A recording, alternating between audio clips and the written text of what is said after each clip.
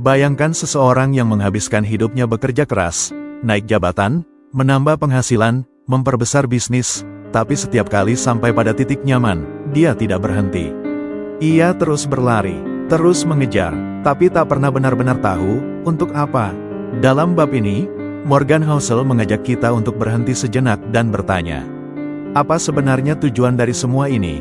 Sebuah pertanyaan sederhana, namun menyentak. Sebab tak sedikit dari kita yang telah menapaki tangga demi tangga kesuksesan, namun ketika sampai di puncak, justru merasa hampa. Kita terbiasa bekerja keras demi penghasilan lebih besar, demi rumah lebih luas, demi tabungan lebih tebal. Tapi sangat jarang kita duduk dan jujur pada diri sendiri, apakah aku benar-benar tahu kemana aku ingin pergi? Karena banyak orang terjebak dalam pola akumulasi tanpa arah. Mereka terus menambah, terus mengumpulkan, hanya karena merasa harus. Karena takut jika tidak, karena merasa lebih sama dengan aman. Padahal, akumulasi tanpa tujuan sama seperti memompa udara ke dalam balon tanpa akhir, pada satu titik, itu bisa meledak. Dan seringkali, yang meledak adalah perasaan. Kita mulai merasa kosong, merasa hidup ini seperti sirkuit tanpa garis akhir. Kita terus mencetak angka di rekening, tapi kehilangan makna di keseharian. Kita lupa bagaimana rasanya menikmati matahari pagi tanpa memikirkan Excel atau email. Kita lupa bahwa di balik kerja keras, seharusnya ada alasan yang lebih besar dari sekadar menghindari ketertinggalan. Dalam keheningan reflektif itulah, pertanyaan Morgan menjadi penting. Karena ia menuntut kita untuk menggali kedalaman niat. Apakah uang ini untuk menghadirkan kelegaan atau hanya untuk menumpuk pengakuan? Apakah kita sedang membangun masa depan atau sekadar mengejar validasi dari dunia luar? Jika kita tidak tahu mengapa kita mengejar uang, kita akan terus mengejarnya bahkan setelah tidak lagi membutuhkannya. Kita akan terus merasa kurang meski sudah punya lebih dari cukup. Dan itulah tragedi terbesar, ketika uang tidak lagi menjadi alat, melainkan penjara tak kasat mata yang terus menuntut lebih, dan lebih. Mengejar uang tanpa tujuan membuat kita lelah secara emosional. Kita kehilangan momen berharga bersama keluarga. Kita menjauh dari kebahagiaan kecil yang sederhana. Kita mengganti makna dengan angka. Morgan menekankan bahwa uang adalah alat, bukan tujuan. Dan setiap alat akan sia-sia jika kita tidak tahu apa yang ingin kita bangun dengannya. Maka penting untuk punya visi. Apakah kamu ingin membeli waktu, memberi keamanan, membantu orang lain, atau menciptakan ruang untuk tumbuh? Tanpa tujuan yang jelas, uang hanya akan menjadi beban. Kita jadi terjebak dalam kompetisi diam-diam yang tidak pernah selesai. Kita merasa kalah tanpa tahu sedang bermain di permainan siapa. Kita bisa mulai dari pertanyaan sederhana, apa hidup yang aku inginkan 5 tahun dari sekarang? Lalu tarik benang ke belakang dan tanyakan, apa peran uang dalam hidup itu? Jika jawabanmu adalah kebebasan, maka bangunlah sistem keuangan yang memberimu ruang untuk bernapas. Jika jawabannya adalah memberi, maka kelola pengeluaran agar kamu bisa lebih banyak berbagi. Jika jawabannya adalah ketenangan batin, maka hapus pengeluaran yang hanya berakar dari rasa iri dan banding sosial. Maka langkah bijak adalah berhenti sejenak dan merumuskan ulang relasimu dengan uang. Bukan seberapa banyak yang kamu punya, tapi seberapa dekat uang itu membawamu ke hidup yang kamu inginkan. Karena akhirnya, bukan soal berapa banyak uang yang kita kumpulkan, tapi apa yang kita lakukan dengan uang itu yang benar-benar berarti. Bayangkan seseorang yang menghabiskan hidupnya bekerja keras, naik jabatan, menambah penghasilan, memperbesar bisnis, tapi setiap kali sampai pada titik nyaman, dia tidak berhenti. Ia terus berlari, terus mengejar, tapi tak pernah benar-benar tahu, untuk apa. Dalam bab ini, Morgan Housel mengajak kita untuk berhenti sejenak dan bertanya, apa sebenarnya tujuan dari semua ini? Sebuah pertanyaan sederhana, namun menyentak. Sebab tak sedikit dari kita yang telah menapaki tangga demi tangga kesuksesan, namun ketika sampai di puncak, justru merasa hampa. Kita terbiasa bekerja keras demi penghasilan lebih besar, demi rumah lebih luas, demi tabungan lebih tebal. Tapi sangat jarang kita duduk dan jujur pada diri sendiri, apakah aku benar-benar tahu kemana aku ingin pergi? Karena banyak orang terjebak dalam pola akumulasi tanpa arah. Mereka terus menambah, terus mengumpulkan, hanya karena merasa harus. Karena takut jika tidak, karena merasa lebih sama dengan aman. Padahal, akumulasi tanpa tujuan sama seperti memompa udara ke dalam balon tanpa akhir, pada satu titik, itu bisa meledak. Dan seringkali, yang meledak adalah perasaan. Kita mulai merasa kosong, merasa hidup ini seperti sirkuit tanpa garis akhir. Kita terus mencetak angka di rekening, tapi kehilangan makna di keseharian. Kita lupa bagaimana rasanya menikmati matahari pagi tanpa memikirkan Excel atau email. Kita lupa bahwa di balik kerja keras, seharusnya ada alasan yang lebih besar dari sekadar menghindari ketertinggalan. Dalam keheningan reflektif itulah, pertanyaan Morgan menjadi penting. Karena ia menuntut kita untuk menggali kedalaman niat. Apakah uang ini untuk menghadirkan kelegaan atau hanya untuk menumpuk pengakuan? Apakah kita sedang membangun masa depan atau sekadar mengejar validasi dari dunia luar? Jika kita tidak tahu mengapa kita mengejar uang, kita akan terus mengejarnya bahkan setelah tidak lagi membutuhkannya. Kita akan terus merasa kurang meski sudah punya lebih dari cukup. Dan itulah tragedi terbesar, ketika uang tidak lagi menjadi alat, melainkan penjara tak kasat mata yang terus menuntut lebih, dan lebih. Mengejar uang tanpa tujuan membuat kita lelah secara emosional. Kita kehilangan momen berharga bersama keluarga. Kita menjauh dari kebahagiaan kecil yang sederhana. Kita mengganti makna dengan angka. Morgan menekankan bahwa uang adalah alat, bukan tujuan.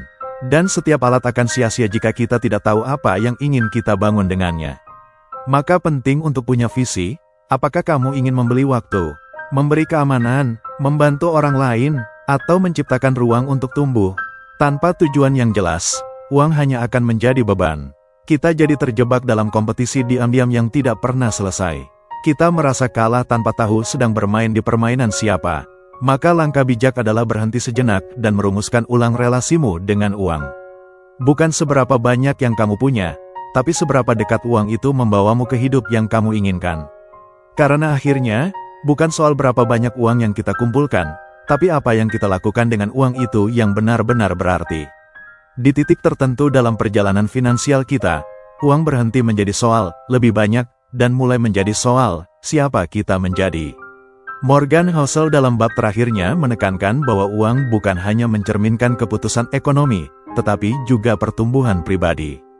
Uang adalah cermin dari evolusi kita sebagai manusia, bagaimana kita belajar, gagal, bangkit, dan menjadi lebih bijak.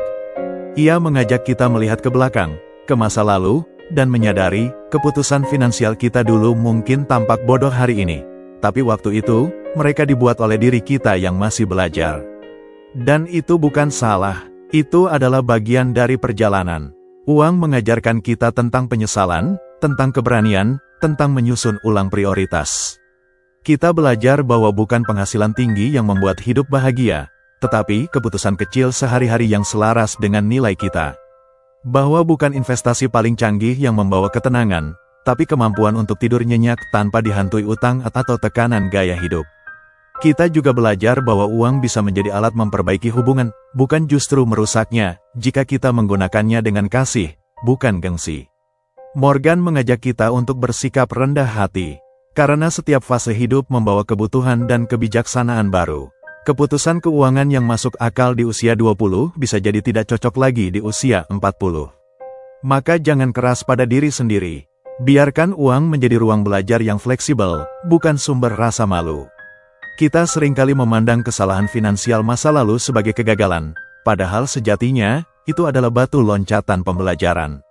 Kita mungkin menyesali keputusan membeli barang mahal yang tak terpakai, berinvestasi tanpa riset, atau mengikuti gaya hidup orang lain yang tak sesuai dengan kemampuan kita. Tapi semua itu bukan akhir dari segalanya. Itu adalah bagian dari kurikulum tak tertulis dalam hidup, sekolah keuangan yang paling nyata, pengalaman. Dan pada akhirnya, pertumbuhan finansial sejati bukanlah soal menjadi lebih kaya, tapi menjadi lebih utuh. Lebih tenang, lebih tahu kapan harus berani dan kapan harus menunggu. Lebih peka terhadap kehadiran, bukan hanya terhadap peluang. Ketika kita menyadari bahwa uang bukan hanya tentang menang atau kalah, melainkan tentang mengerti diri sendiri, maka kita pun tak lagi hidup dalam ketakutan kekurangan, tetapi dalam kesadaran akan kelimpahan yang cukup. Kita jadi lebih bijak dalam memilih mana yang penting dan mana yang hanya ilusi kebutuhan. Kita mulai bisa membedakan antara membeli karena butuh dan membeli karena ingin terlihat. Kita belajar bahwa kekayaan sejati bukan tentang siapa yang memiliki paling banyak, tapi siapa yang bisa menikmati hidup dengan paling damai. Uang tidak pernah menjadi tujuan akhir. Ia adalah teman seperjalanan. Ia ikut bersama kita melalui badai dan tenang, saat jatuh dan bangkit, saat ragu dan yakin. Dan jika kita berjalan bersamanya dengan kesadaran, maka kita bukan hanya menjadi lebih baik dalam hal keuangan, kita juga tumbuh sebagai manusia yang lebih dalam, lebih bijak, dan lebih damai. Karena pada akhirnya, uang adalah cermin. Dan apa yang kita lihat di sana, bergantung pada seberapa jujur kita memandang diri kita sendiri. Kita sering melihat keberhasilan melalui lensa luar, rumah seperti istana, mobil berkilau, saldo yang fantastis, atau gelar yang panjang. Tetapi, berapa banyak dari mereka yang tampaknya memiliki segalanya, namun tetap merasa kosong? Berapa banyak yang dikelilingi kemewahan, namun tidak bisa duduk tenang satu malam pun tanpa rasa cemas? Ukuran sejati dari kekayaan adalah ketenangan batin. Sebuah kemampuan untuk menikmati hari ini tanpa terlalu takut pada hari esok. Sebuah rasa syukur yang tak bergantung pada harga barang, melainkan pada makna hidup. Morgan mengajak kita untuk bertanya, apakah hidup yang kamu bangun membawamu kepada kebahagiaan sejati, atau hanya pada pengakuan orang lain? Apakah kamu berani hidup biasa-biasa saja, jika itu berarti bisa bahagia luar biasa? Karena ketenangan bukanlah hasil dari pencapaian besar, melainkan dari keberanian kecil sehari-hari, untuk tidak tergoda gaya hidup yang bukan milik kita, untuk menolak tekanan yang hanya bersumber dari ilusi, dan untuk jujur kepada diri sendiri, aku cukup. Aku damai, aku bebas. Jika kamu bisa menjalani hidup tanpa harus membuktikan apa-apa, maka kamu telah menang, lebih dari mereka yang sibuk mengejar kemenangan yang tak pernah selesai. Salah satu jebakan terbesar dalam dunia modern adalah mengukur keberhasilan berdasarkan apa yang terlihat, mobil mewah, rumah besar, liburan eksotis, dan gaya hidup yang dipamerkan di media sosial.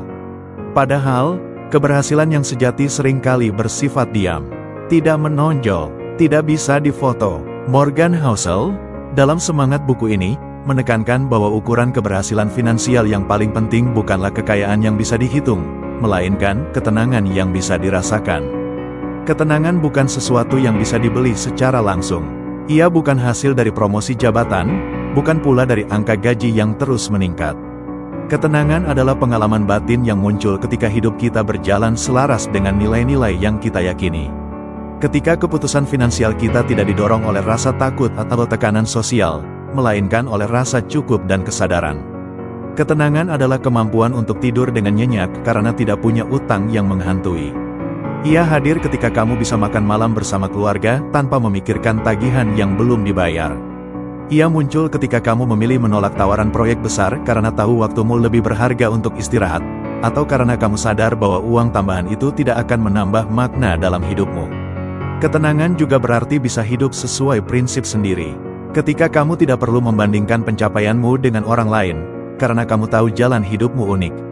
Kamu tahu apa yang kamu butuhkan, dan lebih penting lagi, apa yang tidak kamu butuhkan. Ketenangan tidak akan ditemukan dalam upaya menjadi seperti orang lain.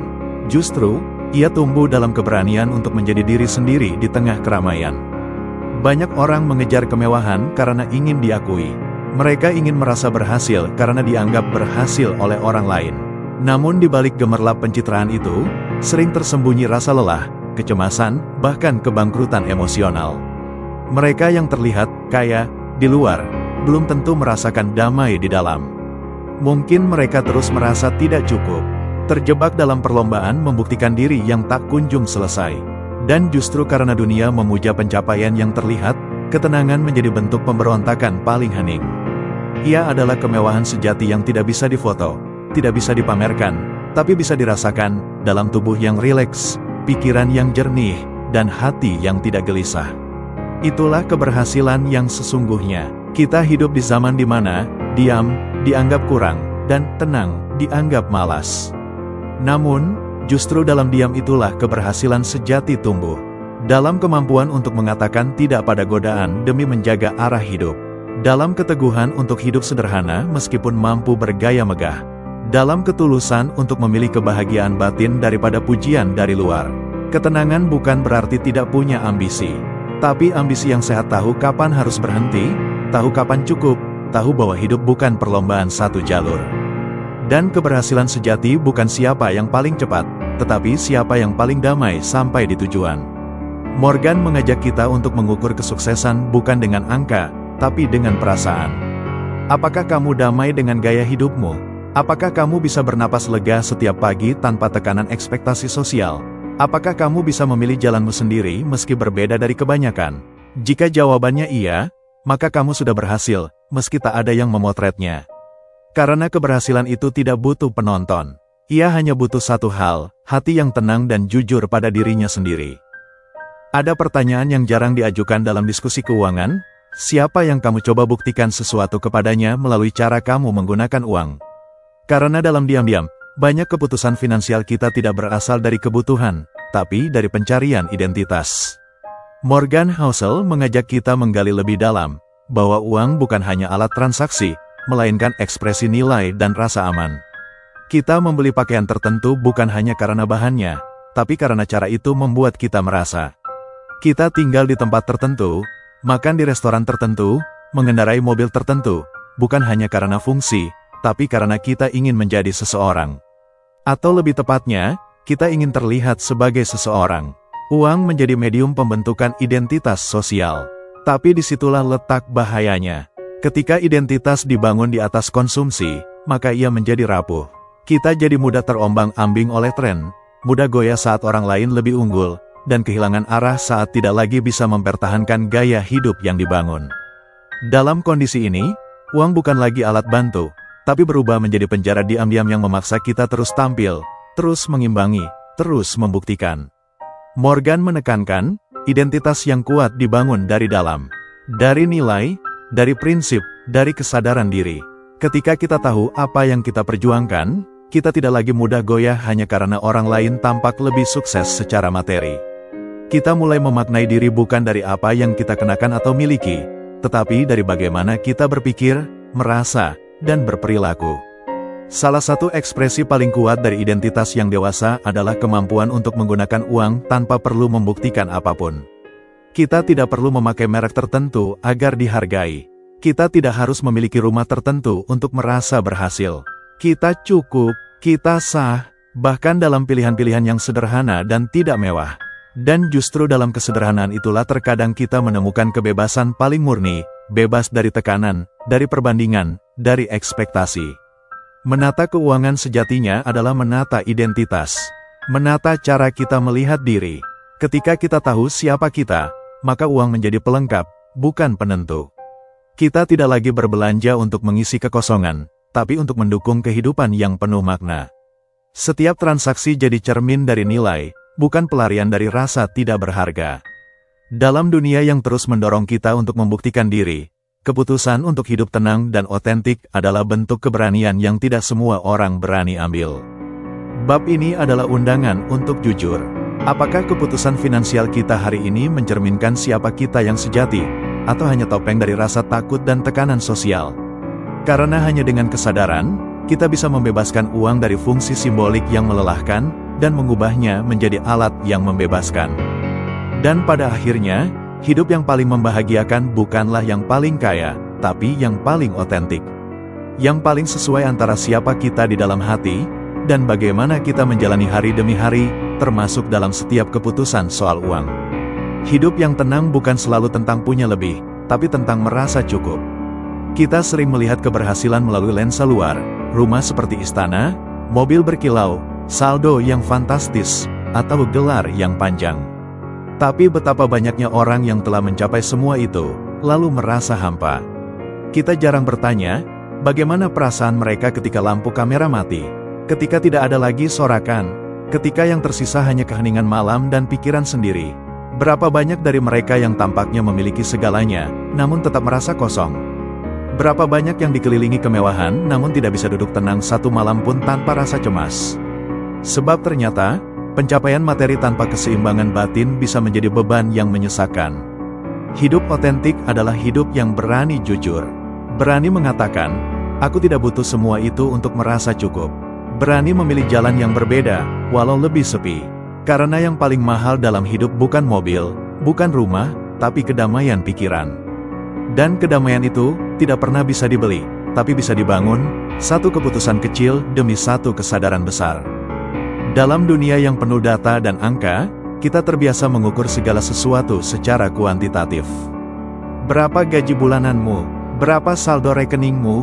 Berapa return dari investasimu? Tapi Morgan Housel menantang kita untuk menengok sisi lain dari kekayaan, yang tak bisa dihitung, tak bisa dilaporkan, dan tak masuk dalam grafik. Kekayaan sejati seringkali tidak tampak. Ia tersembunyi dalam keputusan-keputusan yang tidak diambil, dalam godaan yang ditolak, dalam kesederhanaan yang dipelihara secara sadar.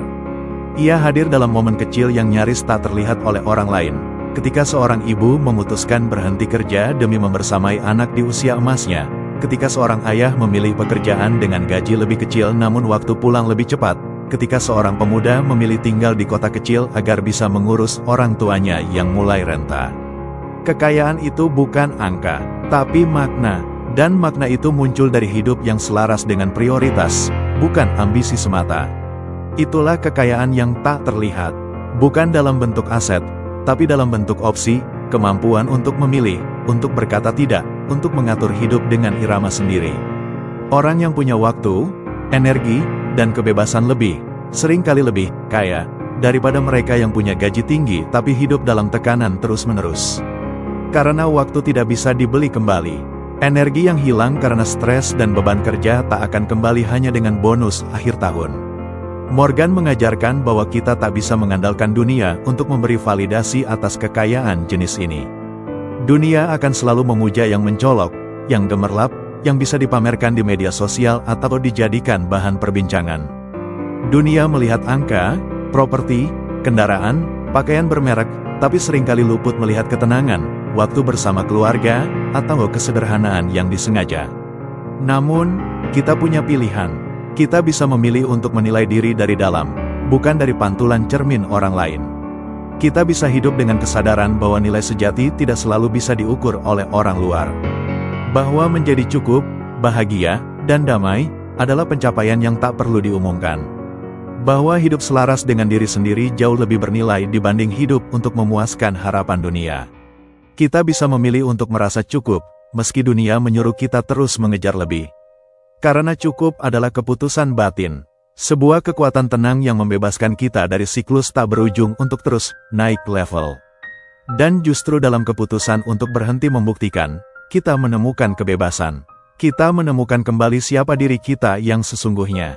Dan mungkin disitulah kemenangan sejati berada, ketika kita tak perlu lagi membuktikan apa-apa, tak harus menunjukkan pencapaian apapun, karena kita tahu, dalam keheningan dan kebebasan kita telah memiliki sesuatu yang jauh lebih berharga, hidup yang kita pilih sendiri. Hidup yang tidak sempurna, tapi jujur. Tidak gemerlap, tapi damai. Kita sering melihat keberhasilan melalui lensa luar, rumah seperti istana, mobil berkilau, saldo yang fantastis, atau gelar yang panjang. Tapi betapa banyaknya orang yang telah mencapai semua itu, lalu merasa hampa. Kita jarang bertanya, bagaimana perasaan mereka ketika lampu kamera mati? Ketika tidak ada lagi sorakan, ketika yang tersisa hanya keheningan malam dan pikiran sendiri. Di balik gemerlap prestasi, banyak jiwa yang sebenarnya lelah.